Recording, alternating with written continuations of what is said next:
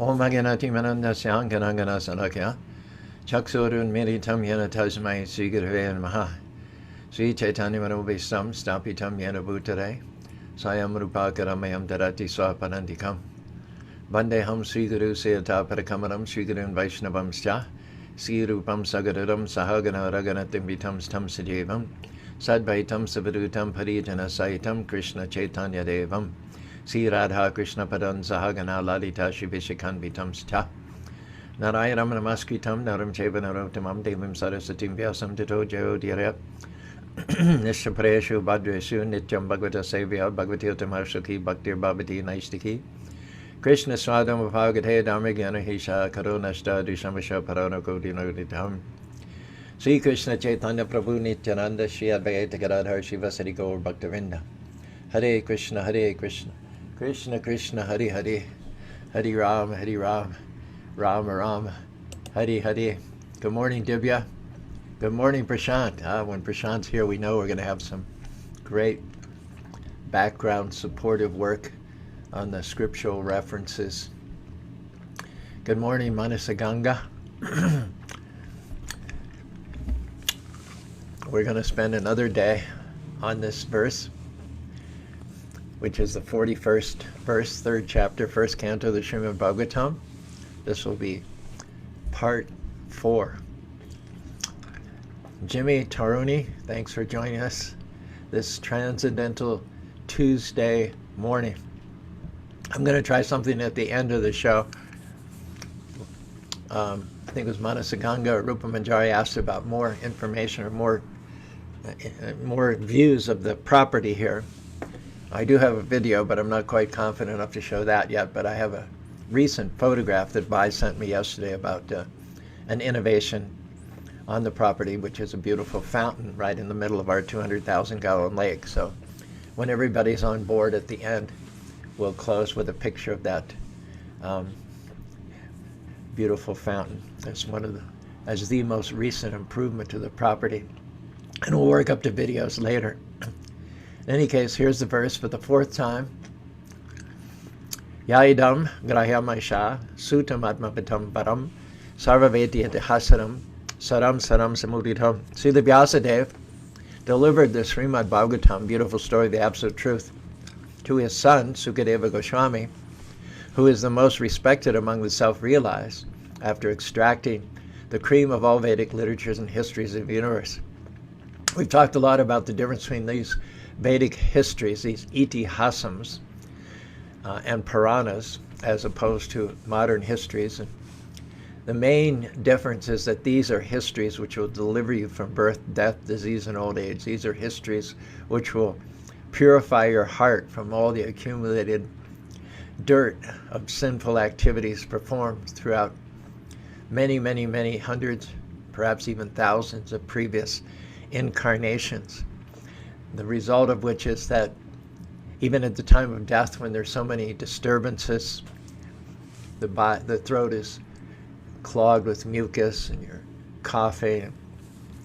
Talked yesterday about how pneumonia and COVID complications, respiratory complications, are the cause of most deaths in old age. What it is, in effect, is drowning. Your lungs fill with water, and you have to run a marathon in terms of exertion to get each breath. So death comes not exactly through drowning.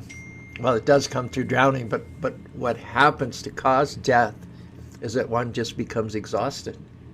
Breathing becomes the simple act of taking one breath after another becomes such a Herculean task when the compartments which are supposed to absorb and process oxygen and distribute to the rest of the body, when they're filled with water through COVID and pneumonia, every single breath is like climbing a mountain. And the patient just can't, gets to a point of exhaustion. They basically don't have the energy anymore to take the next breath, and therefore they suffocate, drown, etc., etc. Good morning, Soga Krishna, Sundari Priya. We're going to get more cheerful as we go on. And of course, the brightest news that we have to tell you is that at what would be normally the worst moment of our lives, were we not Krishna conscious, the time of death. Yesterday we explained how we experience a lot of pains, stress, betrayals, losses in our lives, physical injuries, mental afflictions. But none of them are so great that we can no longer stay within our bodies. We manage to tolerate them, continue on. Death is defined as that affliction, that injury, after sustaining which you can no longer, the threshold of pain, of discomfort is so great that you can no longer stay within your body. You have to exit your body, and that is called death. So death coincides with a pain unlike any pain we have ever felt in this life to date. We've had many deaths before in previous lives, and so therefore it's not the first time we've encountered this level of pain, but it will be the first time that we will have encountered it in this life. And the proof of that is that the pain is so great that we leave the current body. We're forced, catapulted, ejected from this body because of the intolerable level of pain. Now, what would normally be the worst day of somebody's life for a devotee is the best day. If you're a student and you've studied diligently for your test and you've mastered the test material, you have nothing to fear from test day. You go into that examination room chuffed, confident. You know you're going to ace that test. You know you're going to get an A on the test. You've got nothing to fear. Only those that have not prepared have something to fear. Devotees look forward to being able to pass the test at the time of death, and then you're going to get a restart, a reset, a new body, a recoup of energies with which one can continue to serve the Lord. I heard a story about a devotee. He had cancer. Just his whole body was riddled with cancer. Another devotee had been his caretaker for a number of weeks, chanted to him, played tapes of kirtans and Prabhupada's lectures. So the last couple of hours came. His body was shutting down. And as I said yesterday, the power of speech deserts you several hours before death. Smelling, touching, seeing. The last sense which lingers is, although the dying person cannot see anything, cannot speak anything, cannot smell anything, cannot touch anything, generally they can hear. So the patient, the cancer devotee, the devotee with cancer, was fading. And the only sense that was left to him was a sense of hearing. And so his caretaker devotee said, "Krishna Das, how are you doing?" And this was 45 minutes before he was to die. He couldn't speak, couldn't see. But the caretaker devotee saw his arms were lying down by his sides on the bed. And after the caretaker devotee asked the question, "How are you doing?" he saw that the devotee was going to have passed away within 45 minutes. Gave him a thumbs up. So here's the good news for today. Esha brahmastita parta nenam prapya stidva shamanti kalipi brahma nivanam richati. Last verse of the second chapter of the Bhagavad Gita, or second to last. That is the way of the spiritual and godly life. If you've prepared for the final examination called death by chanting Hare Krishna, Krishna Krishna, Hare Hare, Hare Rama, Ram Rama, Hare Hare, and coveting the association of devotees, purifying your body by taking prasadam, and serving the temple with your mind, body, wealth, and deeds, then you have nothing to fear. That even at the most traumatic time of leaving this body, one is not bewildered who is fixed in devotional service. If one is thus situated, even at the hour of death, one can enter into the kingdom of God. Govinda Dev, thanks for joining us. Anjali, yes, today is test day. Beres, I think that's how you pronounce your name. Amrita Kumar, Raleigh, thanks for joining us. Partajit, Justin from Michigan, I discovered, not local after all. Good example of this, of course, Marsh Preek is a great example. We discussed that at length yesterday, but another example, who's just kind of in passing mentioned in the Bhagavad Gita, his name is Kadvanga. He had been approached by the demigods who were harassed by the demons from the lower planets. They were back on their heels due to the aggressive attacks of the demons. Kadvanga was, although he was a mortal, he was a human, extremely powerful. The demigods asked Kadvanga, could you help us to beat back the demons as they're surging up from the lower planets and trying to usurp our planets, our higher planets? Kadvanga agreed to do that. He fought valiantly and vigorously, and with his help, the demigods were able to repel the surge of the demons and keep them in their place down in the lower planets. After the war was over and had been successfully waged, the demigods were extremely beholden to Kadvanga. They said, what can we give you? Now, demigods have a almost unimaginably high standard of living compared to what we have on Earth or what Kadvanga would have had access to as a human being. So they could give him women who are far more beautiful than most beautiful women on the Earth planet. They could benedict him with wealth, horses, cows, palaces, land. Interestingly enough, Kadvanga asked for none of that. He just asked for one little thing. He said, I want to know when I'm going to die. It's a good thing he asked that too. It's a good thing he had the prescience to ask that question, because it just so happened that when the demigods consulted his chart, they said, you're going to die in about 1 minute.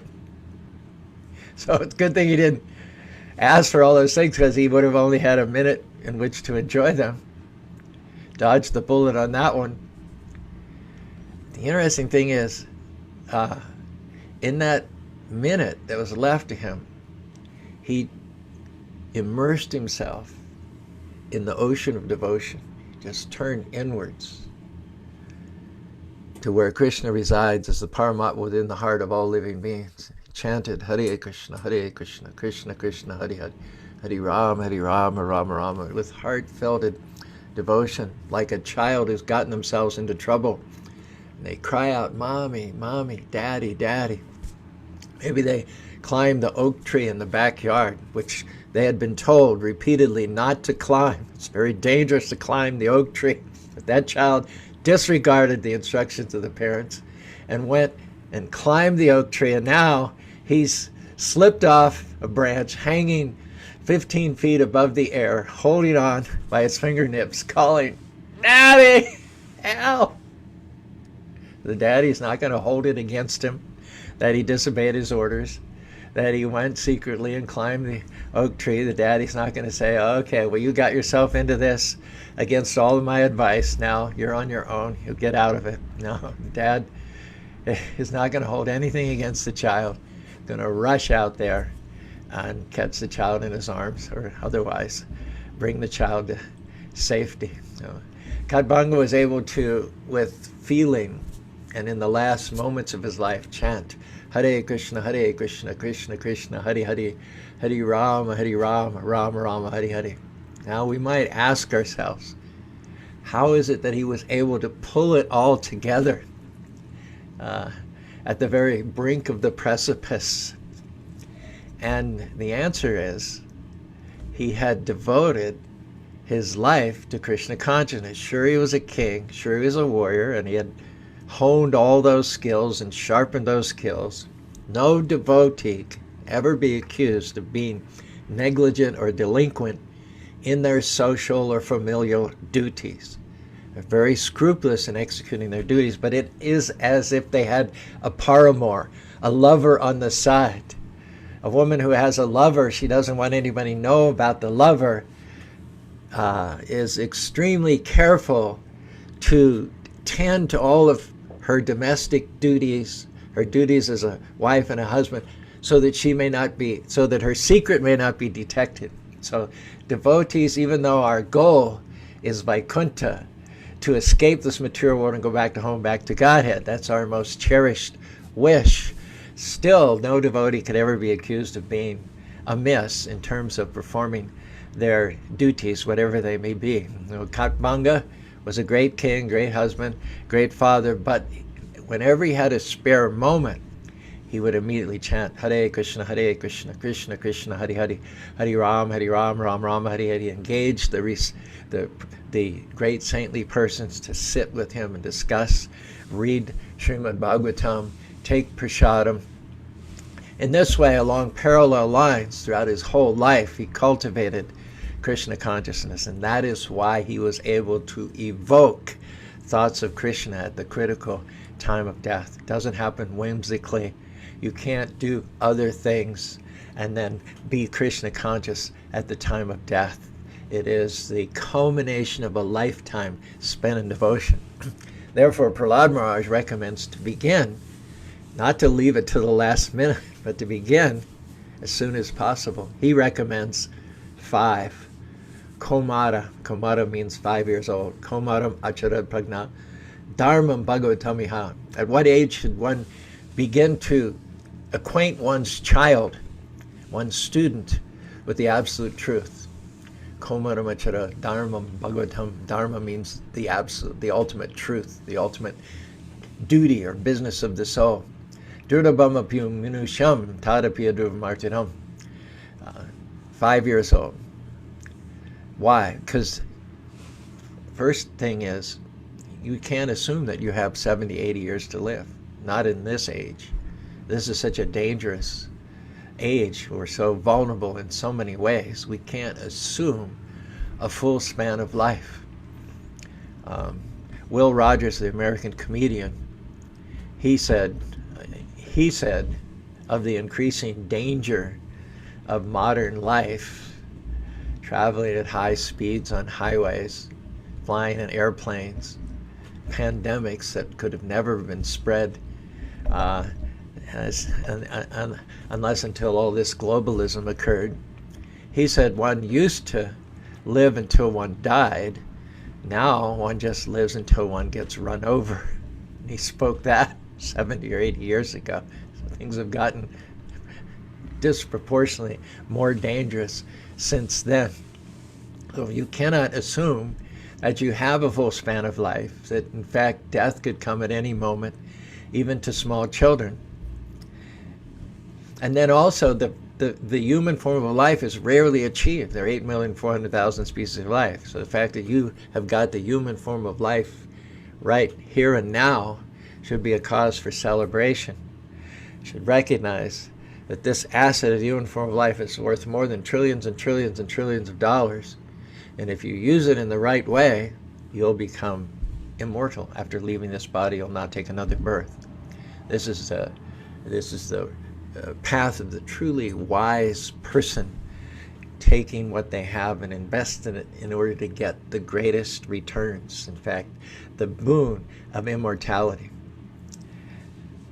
We can take a page from the book of Katmanga and double down on our devotional practices, considering all the benefits that are promised and the testimony of his own life, that he was able, upon receiving notice, his imminent death, able to immediately dive deeply on the inside and surrender himself at the last moment to the Supreme Personality of Godhead.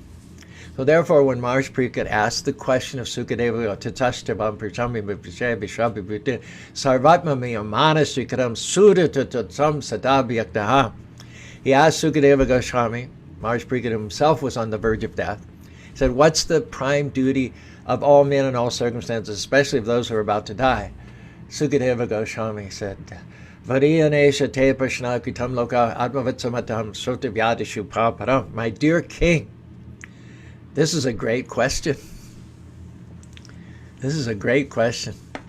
The teacher just lights up. Have you ever been in class where you ask a question and the teacher just lit up?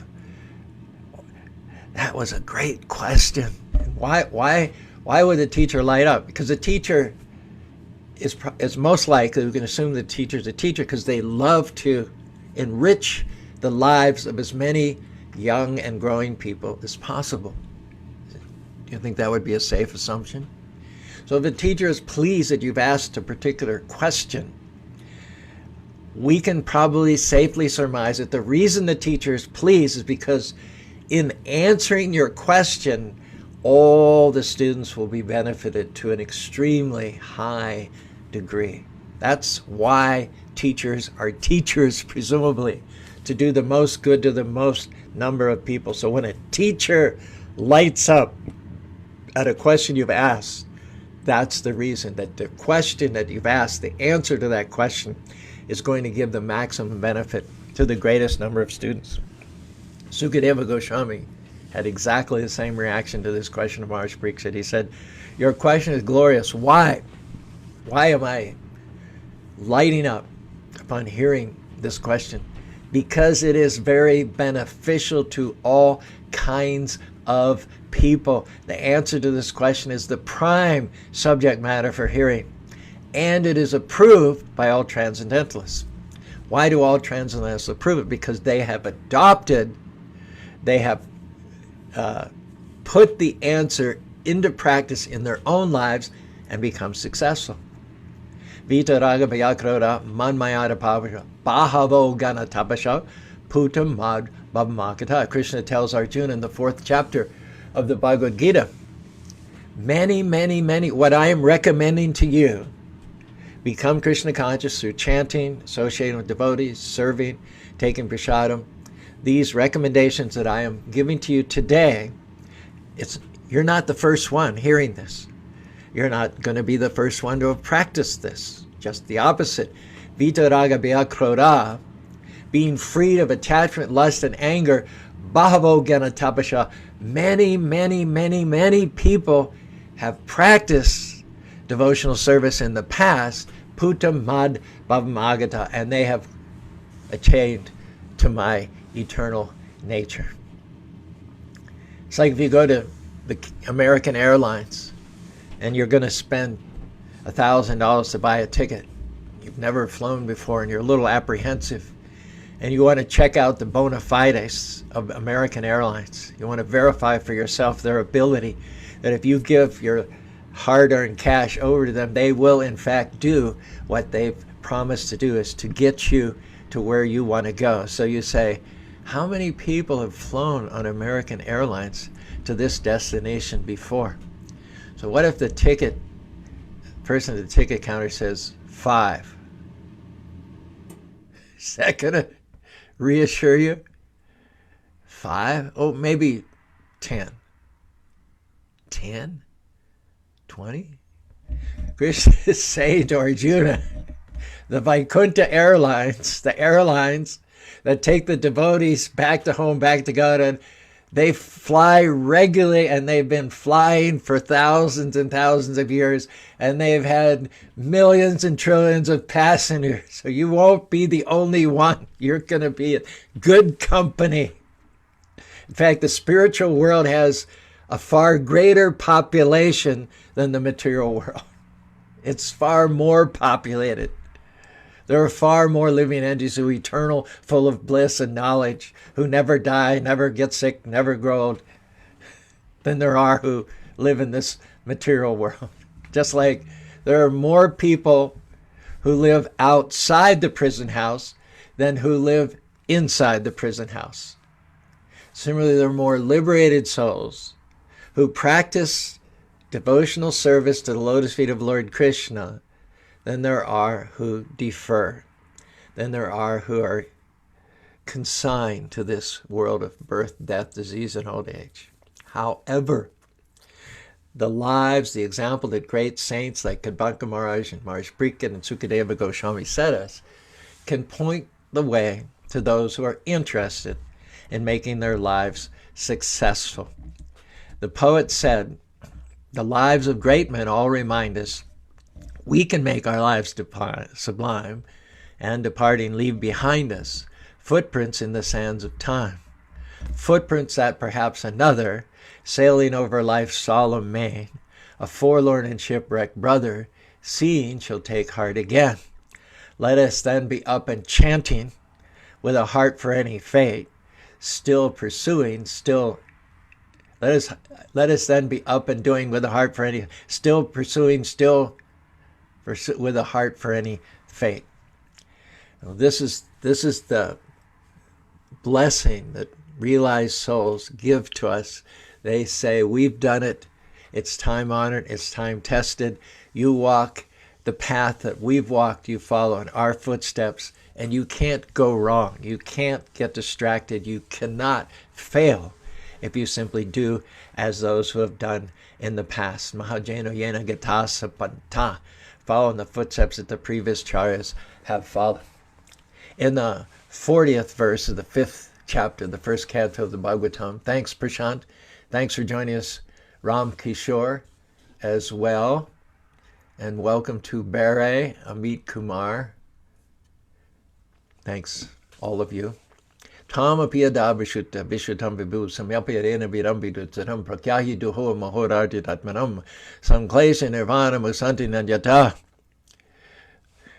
The sages at Naimisharanya asked Sukadeva Goswami, please describe the Almighty Lord's activities, which you have learned by your vast knowledge of the Vedas, for that will satisfy the hankerings of great learned men, and at the same time mitigate the miseries of the masses of common people who are always suffering from material pangs. Indeed, there is no way to get out of such miseries.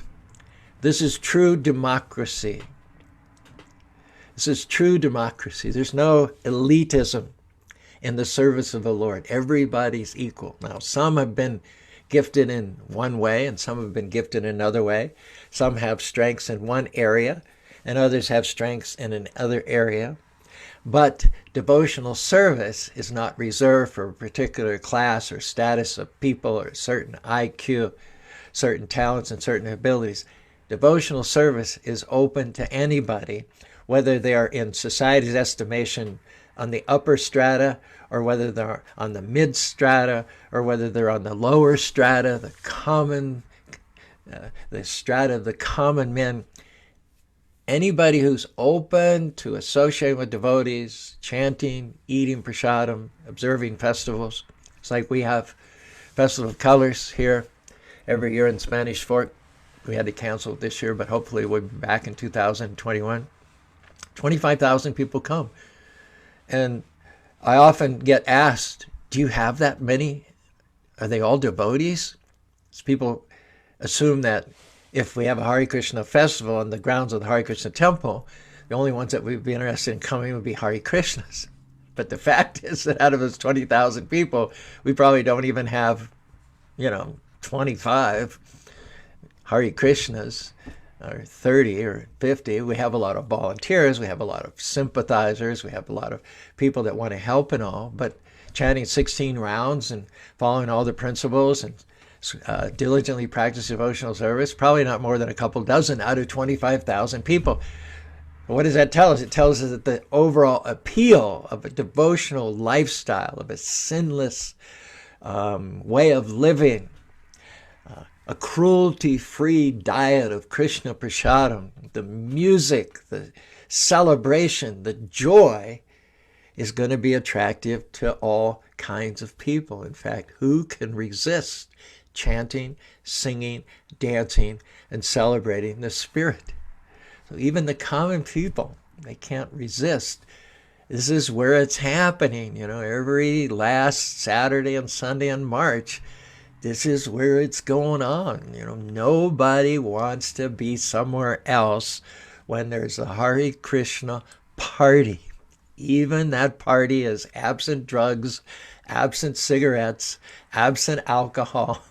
It's all chanting the names of God, singing, dancing, hugging, and taking cruelty-free food.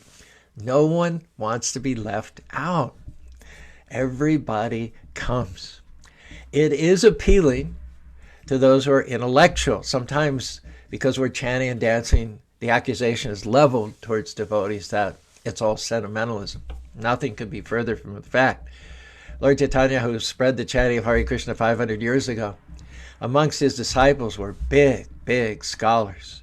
Prakasananda Saraswati, Sarvabhauma Bhattacharya, Ramananda Roy, Rupa Goswami, Sanatan Goswami, and then Jiva Goswami later were some of the biggest scholars of the medieval period in England. And then coming subsequent Lord Chaitanya, the commentators on the Srimad Bhagavatam, Baladev Vidyabhushan, Vishwanath Chakravarti Thakur, Narottam Das Thakur, Bhaktivinoda Thakur, and Ramanujacharya, Madhvacharya. There have been thousands and thousands of books, scholarly books with ample references and bibliographies about the efficacy of devotional service and chanting the holy names of the Lord. It certainly is not the exclusive province of sentimentalists, just the opposite. In fact, sometimes devotees, they're just super intellectual. They're almost every devotee who's been in the Hare Krishna movement for 50 years or so has written at least one book, and many of them have written 10, 20, 30 books. It's just what you do when you're advanced in God conscious. You want to share in as many ways as you can. So you write books, you go on Facebook Live, you establish a radio station, you do big festivals, you invite school tours. That's the nature of the occupation. You want to share your good fortune with as many people as possible. If you had the cure for cancer, you wouldn't want to keep it to yourself, would you? You'd want to spread it as far and widely as you could. So put your reservations at rest that if you're an intellectual, you wouldn't be interested in this sentimentalistic chanting and dancing. No, you'd be in highly intellectual company were you to look further at the offering of Sri Chaitanya Mahaprabhu. Krishnadas Kaviraj says in the Chaitanya Charita Adi Leela, 8th chapter, 15th verse, Sri Krishna Chaitanya Dai, Kara Vichara, Vichara Kare Chite, Pabe Chamatkara. Pabe Chamatkara is like astounding, mind-boggling, jaw-dropping. Krishnadas Kaviraj says that if you are interested in logic and argument, kindly apply your sense of logic and argument, scrutinizing it, study the message of Sri Chaitanya Mahaprabhu and the 6 Goswamis. And if you do so, Krishnadas Kaviraj predicts that you will be Pabe Chamatkara, you'll be stunned. You'll be astounded. It is said, let the logicians compare all the results of all other humanitarian work, of all other endeavors to enrich and uplift people in general. Let them compare the results of devotional service with the results of any other humanitarian endeavor.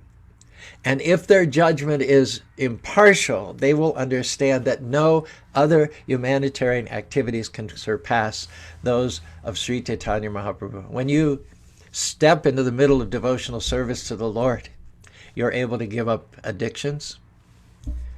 The government in the 60s, there was an epidemic of LSD. The youth were universally across the board infected with this chemical toxin, LSD. There were even Harvard professors like Timothy Leary, icons, celebrities and icons who were encouraging the youth to turn on, tune in, and drop out. And the government spent millions and millions of dollars in that era to try to get people from taking LSD, and it was all wasted money, had no success whatsoever. But within 24 hours, chanting Hare Krishna, Krishna Krishna, Hare Hare, Hare Rama, Rama Rama, Hare Hare. Young people were able to give up LSD, give up marijuana, give up smoking, give up drinking, at no expenditure whatsoever to the government. The problem is that most humanitarian activities are based on the body. But from the Bhagavad Gita, we learn that the body is not the main thing. Antavanti me deha nitya sokta saririna. 18th verse, 2nd chapter of the Bhagavad Gita. Antavante me deha. This body is like smoke. You think it's substantial. You think it's tangible. It's the stuff of which reality is made, but it's always changing. The body that we inhabit, cells are dying, been replaced on a moment-to-moment basis throughout different stages of our lives, komaram, yovanam, jara, from boyhood to youth and into old age. So many different changes of the body take place. Every 7 to 10 years, all the cells of the body will have died and been replaced by new ones. So the body is nothing solid. It's nothing substantial. It's ultimately subject to destruction. 7 years from now, this body that you're seeing will have been destroyed. And granted, it might be replaced by another set of cells and all, but there will not be a single cell in this current body that will be in the body that I'm inhabiting 7 years from now. Therefore, it is said that the body is so fallible, so unstable, so wispy, really ephemeral, whereas the soul is eternal. The soul is substantial. The soul is the stuff out of which ultimate reality is made. So Sri Chaitanya Mahaprabhu's welfare activities are performed in connection with the real person, the eternal soul. Therefore, if a logician makes his judgment impartially, he will find that Sri Chaitanya Mahaprabhu is Namo Maha Badanaya Krishna Prema Pradayate. He's the most magnanimous incarnation of God. Krishna, Lord Chaitanya Mahaprabhu, is even more magnanimous than Krishna himself. Krishna came 5,000 years ago.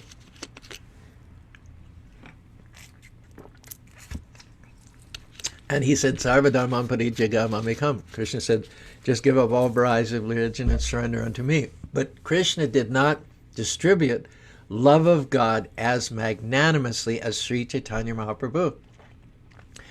Krishna in the 28th verse of the 7th chapter of the Srimad Bhagavad Gita says, who can approach me? Who can be engaged in devotional service, become successful, and transfer to the eternal spiritual world at the end of this life? Yesham, Yesham means those, to andagatam papam, who are free from sins. Who is free from sins in this current age? 5,000 years ago, when Krishna spoke this word, sinful life was almost unknown on the planet. Drinking, smoking, chasing women, intoxication, eating meat. When Krishna spoke these words 5,000 years ago, these things were literally unknown on the planet. You'd be hard-pressed to find anybody smoking, drinking, eating meat, chasing women, anywhere on the planet 5,000 years ago. So Krishna said, those who can approach me are those who are free from sinful activities, not only in this life, but throughout many previous lives too. Who can say that? Jnanam punya karmana. Te dvandva mahanirmukta bhajanti mam dridabhataham. Bhajanti means worship Krishna. Dridabhataham means fixedly, with constancy and determination, undeviatingly. So those who can attain me are those who determinedly, consistently engage in my devotional service, not only throughout the current life, but throughout many previous lives as well. If that were the standard now, forget about it. There isn't a single one of us that would have a hope, a snowball's hope in hell to attain the lotus feet of Lord Krishna. But because, by a very virtue of the fact that things have gone downhill fast since the departure of Lord Krishna 5,000 years ago, it says, Kale doshe nidhe rajan astihe akad mahad guna. Considering the degraded state, condition of people in this current time and place in history, It is said there is one great benefit. In fact, Prabhupada calls it brilliant. There is one brilliant quality in this degraded age of Kali, where pretty much the whole population eats meat. The whole population is lusting after women and men. The whole population is drinking. The whole population is taking cigarettes and drugs for the most part. In spite of all those faults, all those negatives, Kirtanyad eva Krishna sha mukta sangha param. There's one brilliant quality, and that is that by chanting Hare Krishna and following the footsteps of Lord Chaitanya and the Goswamis, one can go back to home, back to Godhead. Why is it made so easy and it's accessible compared to 5,000 years ago when there are all kinds of eligibilities are required? And the answer is that nobody's interested. It's a simple, sad fact of the matter, that nobody's interested in improving their life and going back to home, back to Godhead. It's like the goats in the slaughterhouse. They're lined up, and one after another, as they come to the front of the line, they're getting their throats cut. And the goats that are 4 or 5 back, they're just checking out the rear end of the goat in front of them, thinking of mounting them and getting some sexual pleasure. They have no sense that in about 30 or 45 seconds, it's going to be their turn to get their throat cut. They go passively, docilely through the chute to their own death. And if they had any tendency to question or protest or rebel against their being herded to destruction, they are distracted by the rear end of the goat in front of them. They're distracted by their own lusty desires for sense gratification. So in a population which never questions, why am I here? Who am I? What is the purpose of life? What do I need to do to make my life successful? Anybody who's willing to take the Maha Mantra, the mercy of Lord Chaitanya Mahaprabhu, that is a sufficient qualification. One need have no other qualifications than that one be willing to take. Sri Chaitanya Mahaprabhu is compared to a merchant. What do merchants do? They find an area of the world where a certain commodity is in short supply. And when it's in short supply in this distant place, that drives the value of it up. When we started selling llamas in the 80s, there weren't many llamas in the country, and people wanted llamas. And so the small supply and the high demand drove the prices up. In the 80s, early 90s, we used to sell female llamas for $3,000 and $5,000. Males would routinely get $1,000.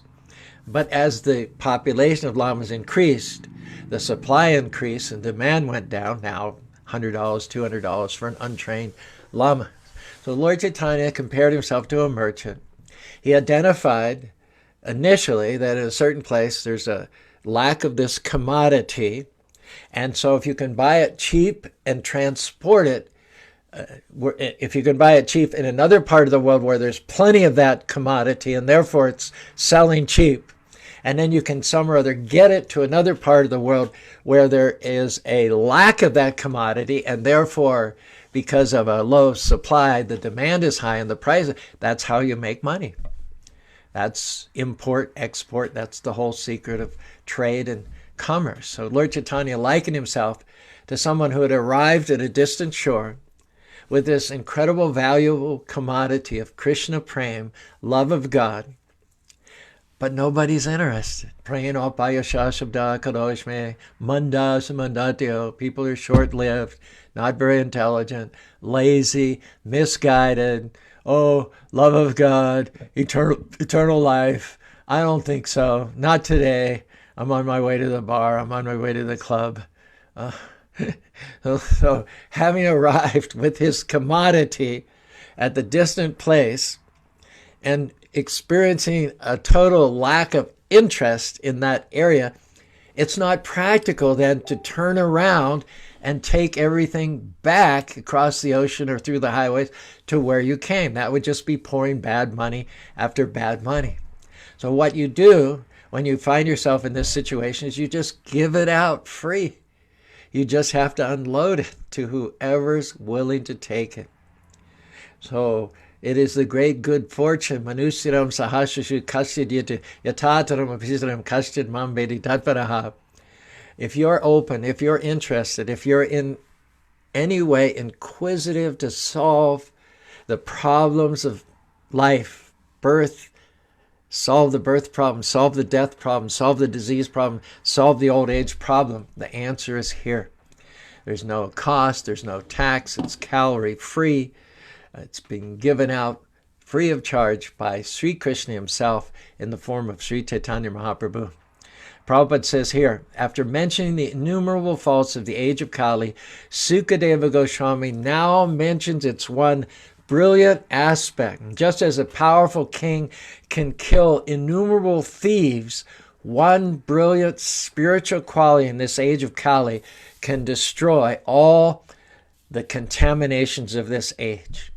Prabhupada says it is impossible to overestimate the importance of chanting Hare Krishna, Krishna Krishna, Hare Hare, Hare Rama, Rama Rama, Hare Hare, especially in this current age of Kali.